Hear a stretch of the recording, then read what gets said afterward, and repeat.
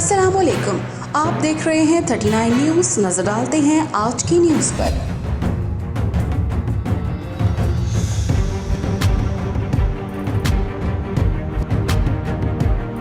तफसीलात जानते हैं अपने नुमाइंदे से।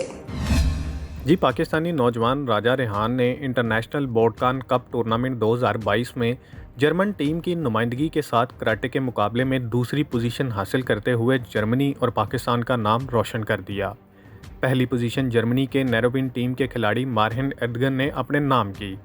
पाकिस्तान के शहर मानसहरा से ताल्लुक़ रखने वाले नौजवान राजा रेहान अहमद ने जर्मनी कराटे क्लब की जानिब से खेलते हुए मगरबी जर्मनी के शहर बोखम में होने वाले इंटरनेशनल बोडकान कराटे कप 2022 के सेमीफाइनल में नीदरलैंड से जीतने के बाद फाइनल के लिए क्वालिफाई किया था। बोडकान कप 2022 के फाइनल में जर्मनी कराटे टीम से खेलते हुए फाइनल तक पहुंचा, जहां रेहान का मुकाबला अपने ही सीनियर से हुआ। फाइनल में राजा रेहान ने बेहतरीन खेल पेश करते हुए दूसरी पोजीशन हासिल करके अपने कराटे फेडरेशन वेडिंग और जर्मनी का नाम रोशन किया। याद रहे, बोडकान कप में 40 ममालिक के खिलाड़ियों ने हिस्सा लिया था। मतियुल्लाह, नुमाइंदा खसूसी, 39 न्यूज़ HD, जर्मनी। अहम इश्यूज हों या मुल्की और गैर मुल्की शख्सियात की प्रेस कॉन्फ्रेंसेस,